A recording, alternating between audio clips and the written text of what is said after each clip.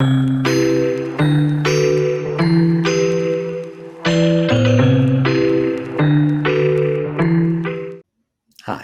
I'm attorney Jamie Gorton. I'm the lead attorney at Gorton Law in Malden. We're located just outside Boston, Massachusetts, but we help clients beyond borders around the world. Today's video topic is what happens at a green card interview. And today's video is sponsored today by binder clips. When a paper clip is just not going to cut it, binder clips. Anyway, one of the best moments I had in my professional development was an interview early on in my career where it was myself, my clients, the immigration officer, and the person the immigration officer was training. And so I thought to myself immediately, this is it. This one is going to go by the book, and I'm always going to remember how they do this particular interview, because there's no better time to show the formal procedure than when you're trying to train a new immigration officer. So before you get to the point of the interview, a couple things have already happened, we hope. You have already had your fingerprints or biometrics collected.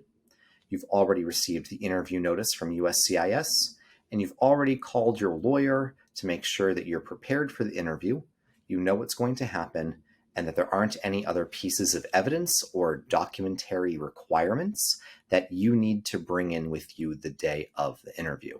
For example, if you haven't had your medical exam completed, it is officially time to do the medical exam once the interview is scheduled. So, you should expect to arrive at the immigration office. I recommend bringing a newspaper or bringing a book. You might be there in the lobby for a while, and it should be you. And if this is a green card application for your family members, it should be you and your spouse as well.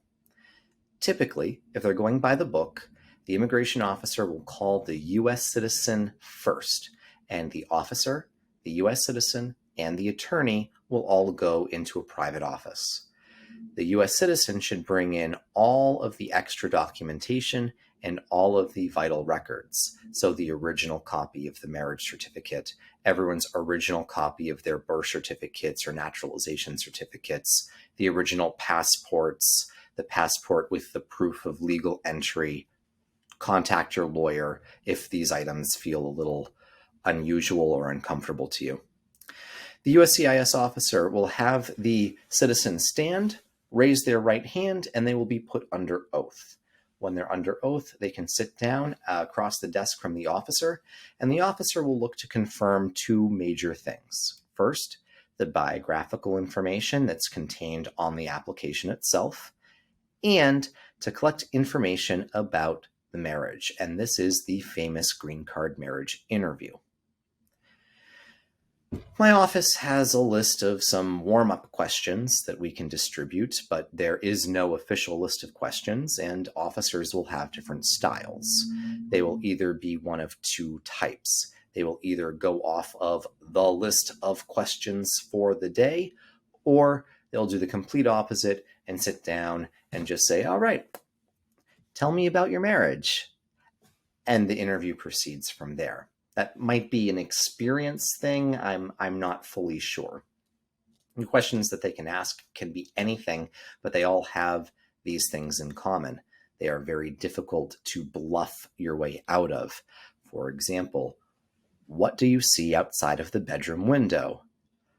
If you don't know what's outside the bedroom window, you are unlikely to guess correctly on the first try. There are some questions that are famous for being potentially very scary. There's questions like, how many keys does it take to open the front door? Where does your spouse keep their shoes? And of course, the most famous, what color is your spouse's toothbrush? Eek. They're not necessarily all that small picture, but we'll cover in a separate video what are some of the most popular questions to get asked during a green card interview. The main point is that the officer is trying to get about 20 minutes worth of information out of the U.S. citizen. Some that's biographical, name, address history, date of marriage, information about previous divorces, and so on. And the rest is either going to be those responses to those questions or a free-form conversation about the marriage. Then the officer will say thank you. The U.S. citizen will get escorted back to the lobby, and the non-citizen will be brought back into the private office. And then we will see 20 minutes worth of, hopefully, the same questions and answers. This is where the immigration officer needs to confirm biographical information about the applicant, but also needs to make sure that the testimony between the spouses is consistent. For example, if one spouse says that we spent last Christmas at home opening presents, and the other spouse says that they spent Christmas at the movie theater, there can be some problems. This is where the immigration lawyer might have a moment to shine. I'll always remember one interaction that went a little bit like this. The immigration officer asked, "So, tell me about the engagement." A U.S. citizen says, "Oh, it was lovely. He took me to a fancy restaurant. We had a wonderful dinner. We went outside the restaurant, and the restaurant had a lake shaped like a heart outside. And he got down on one knee, and he gave me a ring, and he asked me to marry him." Okay, 20 minutes later, they switch places. The officer says, "Oh, well, tell me about the engagement." "Well, we talked, and we'd been together for a while, and we talked at dinner one night, and we both agreed that we should get married." "Oh, where was the restaurant?" "Oh, it was Chipotle." "Chipotle?" "It was at Chipotle. It's our favorite restaurant." "Oh, and who asked who?" "Oh, we both kind of agreed." All right, now the lawyer gets to ask a question. Question to the applicant: "Did you give her a ring?" "Oh, yeah, I gave her a ring. I took her out for this fancy dinner. There was this pond shaped like a heart outside. I got down on one knee. I gave her a ring." But, in my client's mind, he had already been agreed to marry her, and this was all just a little bit of, romanticism. So you hope that you get consistent answers to consistent questions. So you're now about 40 minutes of the way through your interview. The last 20 minutes of the interview is usually spent doing biographic confirmation, photographing the applicant to make sure that they are the person who showed up at the fingerprint appointment 6 months ago, and the yes or no eligibility questions. The immigration officer's main job is not to torture people about their marriages, although it feels that way sometimes. It's really to screen the person's legal eligibility to receive a green card. After all, green cards lead to lawful permanent residency and is a decision that the government should not take lightly. And this leads to the great yes or no questions like, have you ever killed anyone? Have you ever severely injured anyone? Are you a member of the Communist Party? And my personal favorite is, were you ever a member of the Nazi Party in Germany? And so on and so on. Some of these can be a little bit tricky, especially the question about, have you ever worked in a jail or labor camp? There's a non-negligible number of people who have to say, yes, my church does ministry inside of a prison. So you do have to be careful on some of these questions. And of course, many people immigrate to the United States from a country where military service is compulsory. There is a question about military service and whether or not anyone has ever been an armed combatant as well.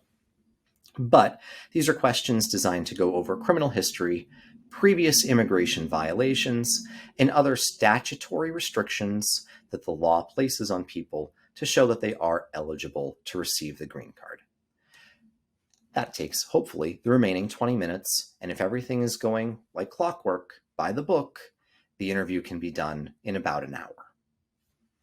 Of course, this is not always the case. Every case is different, and the immigration office is always running slightly ahead or slightly behind time, or the computer isn't working, or the file didn't come from storage.